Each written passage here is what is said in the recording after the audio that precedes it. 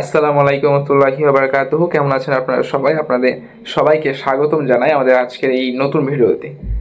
আজকের এই ভিডিওতে আমরা সিম সম্পর্কিত অনেক কিছু তথ্য আছে, এগুলো সম্পর্কে আমরা জানবো যে সিমকে কিভাবে রাখবো, সিমের সেট আপটা কীভাবে করবো, আর সিমকে কি খাবার দিলে সিম দ্রুত বড় হবে, এসব কিছু নিয়ে আলোচনা করা হবে। আর পরবর্তী যে ভিডিওটা আসবে সেই ভিডিওতে আমরা 150 নয়, 1500 অথবা 2000 টাকার মধ্যে একটা প্রপারলি সিম সেট আপ কীভাবে করতে পারি এবং সেখান থেকে আর্ন কীভাবে করতে পারি সেটা নিয়ে আলোচনা করা হবে। যারা এখন পর্যন্ত আমাদের ইউটিউব চ্যানেলটাকে সাবস্ক্রাইব করেন নাই তারা দ্রুত সাবস্ক্রাইব করবেন, আজকের ভিডিওতে লাইক করে দিবেন, আর কমেন্ট করে দিবেন। আর সাথে সাথে আরেকটা কথা বলে দিচ্ছি, যদি মাছ সম্পর্কিত কোনো পরামর্শ প্রয়োজন হয় কিংবা কোনো মাছ ক্রয় করতে চান, সেক্ষেত্রে আমার হোয়াটসঅ্যাপ নাম্বার কিন্তু স্ক্রিনে দেওয়া আছে, আপনারা আমার সাথে যোগাযোগ করতে পারেন সরাসরি কলে অথবা মেসেজের মাধ্যমে। তো আর কোনো কথা না বাড়িয়ে আমাদের ভিডিওটা শুরু করি।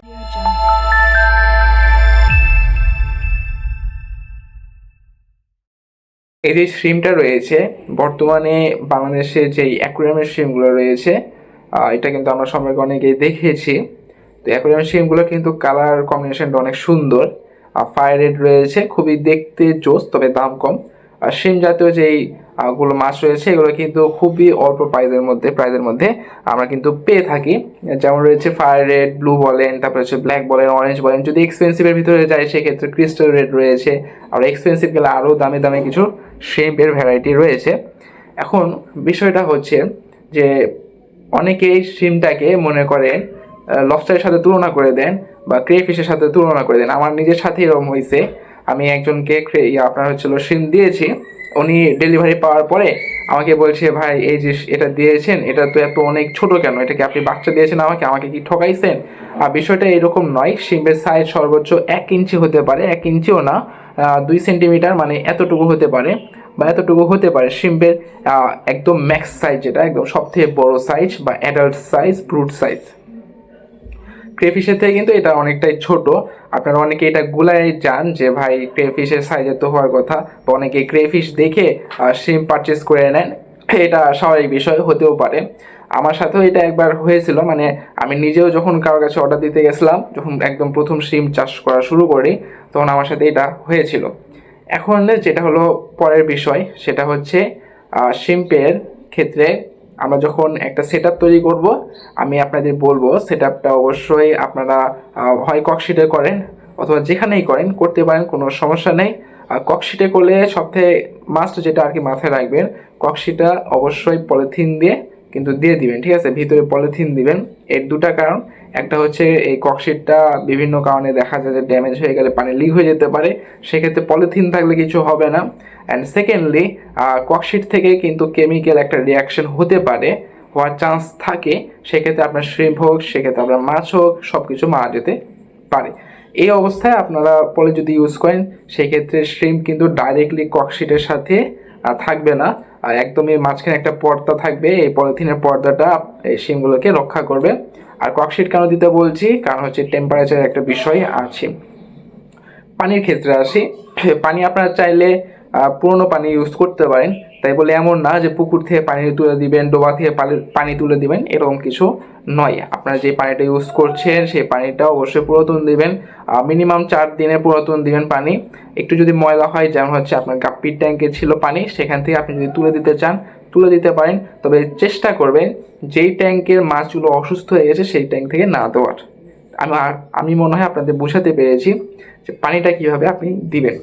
এক্ষেত্রে যদি একটু ময়লা চলে আসে, সেক্ষেত্রে শ্রিম্প অথবা লবস্টারের কোনো ক্ষতি হবে না। এরপর আপনি যেটা ইউজ করবেন সেটা হচ্ছে হর্নট ড্যান্সা, মানে প্লান্ট দিবেন। প্লান্টগুলো দিলে দেখা যাবে তারা কিন্তু হাইডিং প্লেস পাবে, অবশ্যই তাদেরও একটা হাইডিং প্লেস দরকার আছে, সেক্ষেত্রে আপনারা প্লান্ট দিবেন।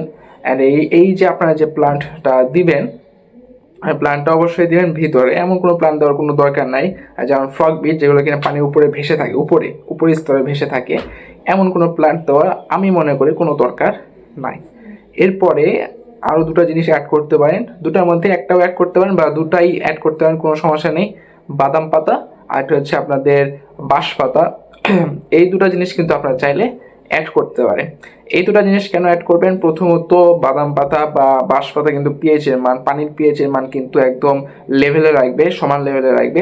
দ্বিতীয়ত এগুলো থেকে যখন এগুলো পচে যেতে নিবে তখন কিন্তু শিম্প এগুলোকে খাবে এবং এখান থেকে তারা কিন্তু বংশবিস্তার করতে পারবে। শিম্পের ক্ষেত্রে আরেকটা জিনিস যেটা হচ্ছে সবথেকে ভাবার বিষয়, শিম্প কিন্তু ডাইরেক্টলি ডিম দেয় না। শিম্পে এখানে আপনাদের বাচ্চা প্রডিউস করে, আর ঠিক লবস্টারের মতো। যেমনটা হচ্ছে যে লবস্টার আর কি করে, যে তারা যে ডিমটা দেয় সেই ডিমটা তাদের এই যে নিচের অংশে, পেটের নিচের অংশে কিন্তু থলি হিসেবে জমা করে রাখে এবং সেখান থেকে যখন লার্ভা হয়ে যায় তখন রিলিজ করে দেয়। শিম্পও ঠিক একই কাজ করে থাকে। এক্ষেত্রে আর যদি বড় শিম্প হয় সেক্ষেত্রে আপনারা বুঝতেই পারবেন, দেখতেও পারবেন, কোনো সমস্যা নেই। শিম্পের ট্যাঙ্কে আপনারা চাইলে লবণ ইউজ করতে পারেন, মাস্ট বি লবণ ইউজ করবেন।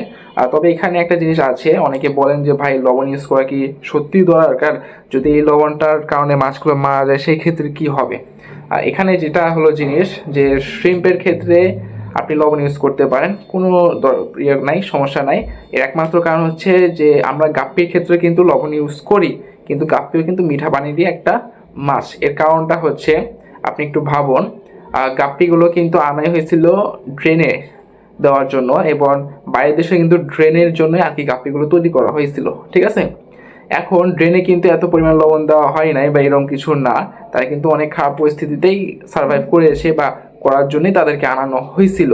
সেই ক্ষেত্রে যদি গাপ্পির ট্যাঙ্কে আপনি লবণ দিতে পারেন, শিম্পের ট্যাঙ্কে দেওয়া কোনো আহামরি বিষয় না, তবে অল্প পরিমাণে দিবেন। এর একমাত্র কারণ হচ্ছে শিম্প যে ট্যাঙ্কে থাকবে সেই ট্যাঙ্কে তো আপনি অবশ্যই প্লান্ট ইউজ করছেন, কারণ বেশি অতিরিক্ত লবণ কিংবা মিথাইল ব্লু ইউজ করলে দেখা যাবে যে পুরো পানিটা একদম নষ্ট হয়ে যাবে, তখন গাছগুলো সব মরে টরে ভূত, ঠিক আছে?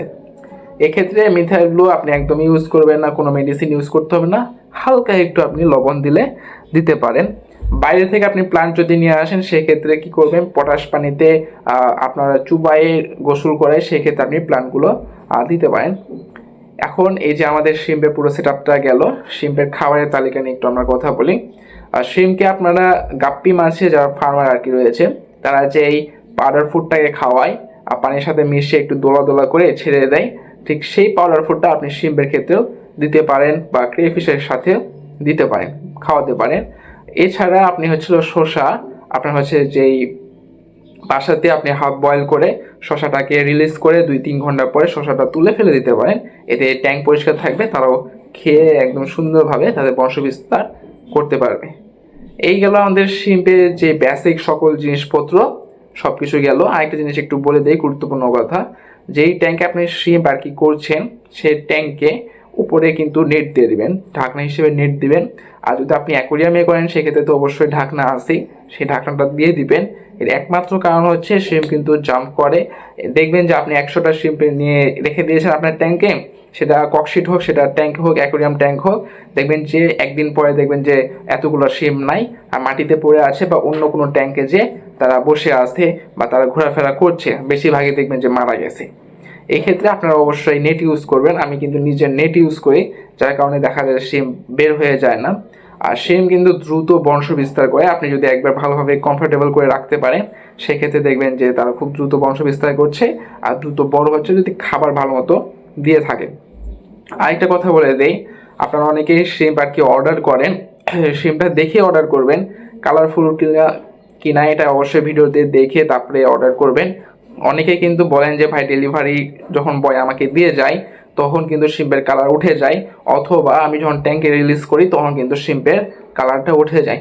এক্ষেত্রে যেটা হয় যে শিম যখন একদম স্ট্রেসে চলে যায় তখন সে তার বডি থেকে খোলসটাকে সরিয়ে নেয়, অথবা নতুন পানিতে গেলে সে কিন্তু তার বডির খোলসটাকে চেঞ্জ করে, যার কারণে দেখা যায় যে একটু অন্যরকম লাগে কালারটা। 2-1 দিন পর আবার দেখবেন যে কালারটা চলে আসবে। সো ওটা নিয়ে কোনো ভাবার কোনো বিষয় নাই। এটা ছিল বেসিক আমাদের শিম রিলেটেড কিছু জিনিস। আমরা শিম্পের রিলেটেড একটা প্লেলিস্ট বানাচ্ছি, যে প্লেলিস্টে শিম্পের একটা বিজনেসভাবে আমরা কীভাবে বিজনেস আকারে কীভাবে করতে পারি সেক্ষেত্রে কথাবার্তা বলবো। শিম্পের ট্যাঙ্ক সেটাকে একদম প্র্যাকটিক্যালি দেখাবো, খাবার কীভাবে দিয়েছি সেটাও প্র্যাকটিক্যালি দেখাবো, এবং এক্সট্রা আমরা টার্গেটে থাকছি 1,500 থেকে 2,000-এর মধ্যে খরচ করার চেষ্টা করবো, এর থেকে বেশি খরচ করবো না, কারণ যারা উদ্যোক্তা, তারা নতুন উদ্যোক্তা, তাদের জন্য 1,500 থেকে 2,000 টাকা খরচ করাই মাস্ট, এর থেকে বেশি খরচ করা উচিত নয়। তো আজকে এই ভিডিওটা এই পর্যন্তই। লাইক করবেন, সাবস্ক্রাইব করবেন, কমেন্ট করবেন, দেখা হচ্ছে অন্য একটা ভিডিওতে। ততক্ষণ পর্যন্ত ভালো থাকুন আর আমার জন্য দোয়া করুন। আসসালামু আলাইকুম।